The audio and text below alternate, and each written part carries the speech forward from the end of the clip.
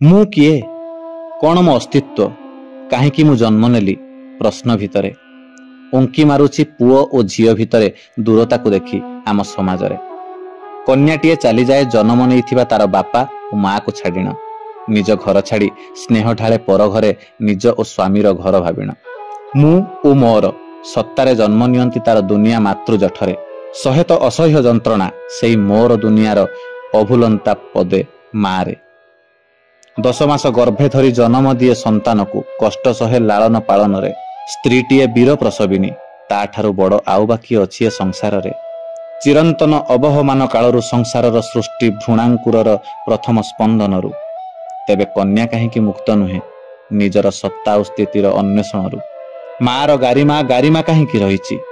ଥାଏ ଯଦି ସର୍ବଙ୍କ ଆପଣାର ଭାବ, ମରିଚିକା ପଛେ ଧାଇଁ ଧାଇଁ ଚାଲିନି କି? ଥରେ ଭାବ କଣ ତାର ପ୍ରଭାବ? ବୀର ପ୍ରସବିନୀ ମା, ଚିର ନମସ୍ୟା ମା, ଅଟଇ ସ୍ୱର୍ଗ ଠାରୁ ବଡ଼ ପରା ସିଏ। ସେ ଏ ସମାଜରେ ସ୍ତ୍ରୀ ଜାତି କିଆଁ ପୁରୁଷର ଦାୟିତ୍ୱ ପରିଧିରେ ରହିଥାଏ।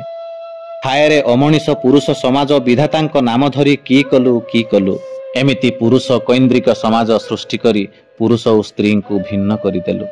ଦୁନିଆରେ ଦରକାର ପଡ଼େ କନ୍ୟା ବଚାଅ, ବେଟି ବଚାଅ ଅନିଚ୍ଛାକୃତ ମନ୍ତ୍ରକୁ ମୁକୁଳି ଯିବାର ପ୍ରଚେଷ୍ଟାରେ ଆହୁରି ବନ୍ଧନ ସୃଷ୍ଟି କରି ବିଛାଅ ବୁଢ଼ିଆଣୀ ଜାଲକୁ। ସେ ସ୍ଲୋଗାନର ନିନାଦରେ ଦୁଃଖ ବଢ଼ାଏ ଖୋଜୁଛି ନିଜ ମନ ଶରୀର ଭିତରେ।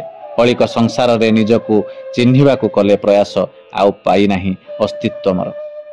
ପ୍ରଶ୍ନ ଆସେ ମନରେ, ମଣିଷର ଦୁଃଖ ମନ ଭାବନା କଣ ପାଇଁ ଗଢ଼ା ହେଲା? ସ୍ୱାର୍ଥ ଟିକେ ଉଣା ହେଲା ବଳି ଦେଇଦେବ ସ୍ନେହ ଓ ପ୍ରେମର ସର୍ବପସରା।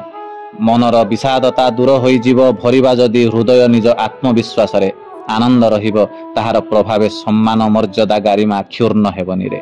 ଅଛି କି ଦୂରତା ପୁରୁଷ ସ୍ତ୍ରୀ ଭିତରେ? ଖୋଜି ଖୋଜି କିଛି ମଣିଷ ହଜିଗଲେଣି। ମନରେ ନଭାଳି ତୋଳ ଆପଣା ଭାବ, ଭ୍ରମିତ ଜୀବନେ ବାସ୍ତବତାକୁ ଭୁଲିବନି।